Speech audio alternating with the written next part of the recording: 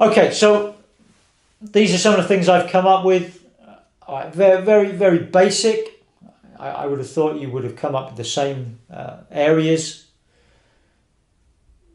Teaching style, but teaching style could be broken down into probably 20 different teaching styles.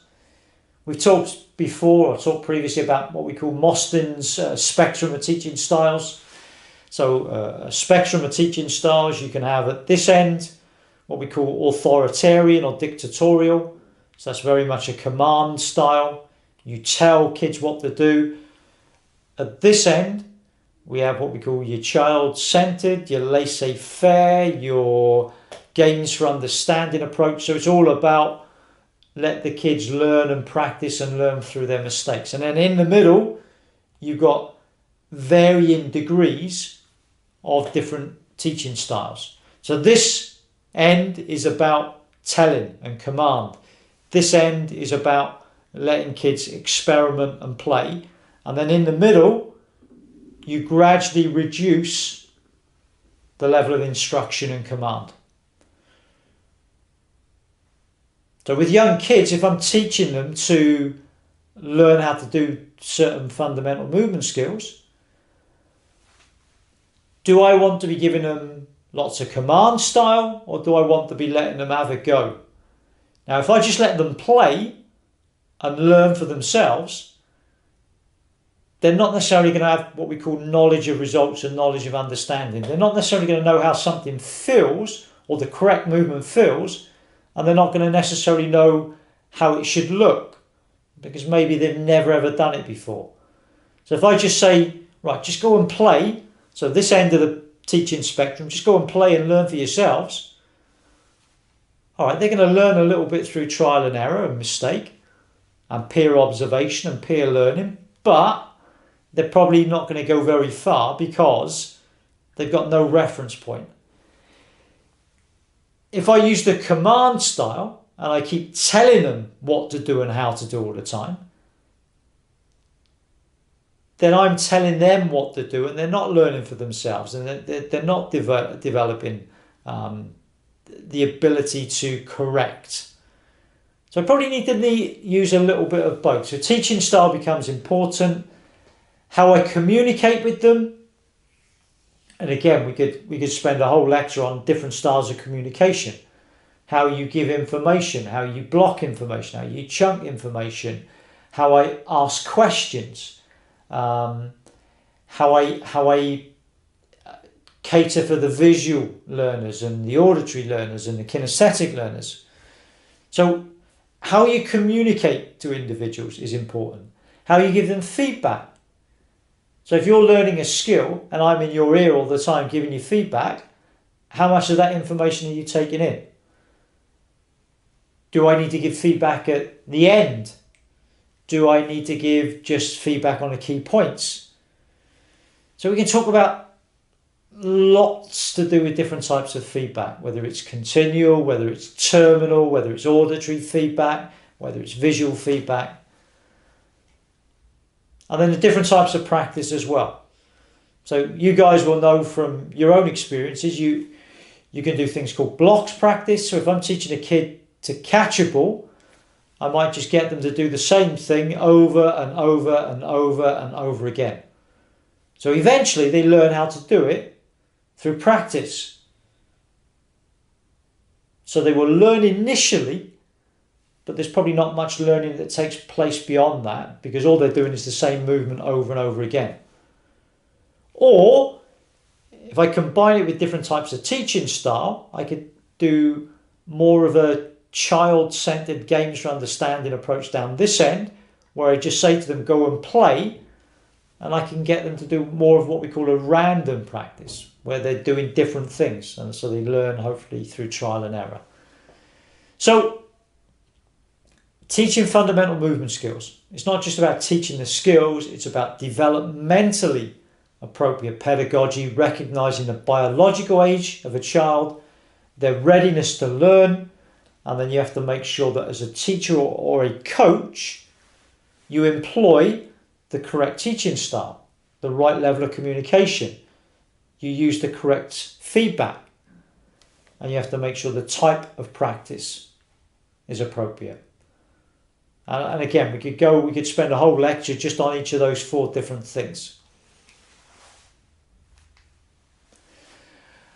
Okay, so we talked about fundamental movement skill, and I've talked about sports performance, what we call a specialized movement skill. So you can see there's 4 key steps in performing what I call a specialized movement skill. So a specialized movement skill to me would be kicking a ball in a game of football, performing an overhead smash in a game of tennis, doing a layup in a game of basketball. That is a specialized movement skill. So you can see there's 3 stages that young children need to build up to before they can perform that specialized movement skill. So the first stage is what we call rudimentary skill development. So that's the thing that young children would do in terms of climbing, walking, crawling, grabbing, rolling. So things that young babies do. So young children will acquire these rudimentary skills. They then progress on to what we call fundamental or functional skills. So can I run, jump, catch, twist, balance, turn, pivot? So they're isolated fundamental movement skills. Okay, so we talked about fundamental skills, and we talked about specialized sports skills or movement skills. So you can see that there's a process. I talked about sequential and progressive development. Now, if we teach kids to go straight in and perform a specialized movement skill or a specialized sports skill, there's a number of layers that have to come before that. Now, if we go straight in at the top layer, the chances are they're not going to perform the specialized movement skill competently because they haven't acquired the basic layers that build up to that. So rudimentary skill development, that's in young babies. It's things like walking, crawling, grabbing, climbing. So basic skills that young babies should acquire. They then progress on to fundamental or functional skills. So can I run, jump, catch, balance, turn, leap, pivot? So isolated movements, they're performed in isolation.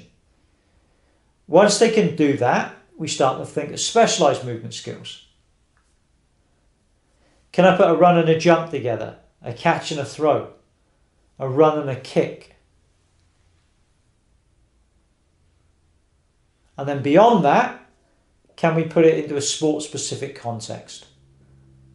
So doing a layup in a game of basketball, doing an overhead shot in a game of tennis. Okay, so if we think of, we talked about don't recognize young children as miniature adults. They're not. They shouldn't be performing like adults. We shouldn't put them into full-sided games. You know, we see kids of 7 and 8, not necessarily nowadays, but we used to see them playing 11-a-side football, 15-a-side rugby, and playing on a full football pitch and a full basketball court. They should be playing miniature games. And do they really need to be playing competitive games? They haven't got the skills, they haven't got the movements to be able to play those games. So it's recognising that young children need to go through these stages. So like I talked about, rudimentary skill development, fundamental, specialised sport, and then advanced sort of specialised sport movement skills. So it's that sequential and progressive development of young children's skill. And if we do it progressively and sequentially, then hopefully they become more competent at performing a skill. Okay, so what we're going to do for the next task, with all this fundamental movement skill development that you've heard and we've talked about, someone just hasn't just plucked it out of the air and said, right, this is what young children need to do. There are theories, there are models that underpin it and support it. So we're going to start to look at some of these models. So the first one I want you to look at, there's a educational psychologist called David Gallahue. He came up with what he called phases of motor development.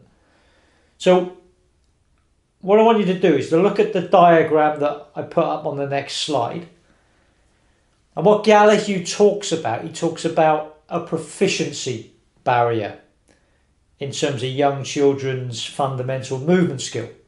So I want you to look at the diagram, and I just want you to discuss what you think he is suggesting in terms of young children's fundamental movement skill. So look at the diagram, read what it's got on the diagram, the different stages that it goes through. What do you think he means by there being a proficiency barrier?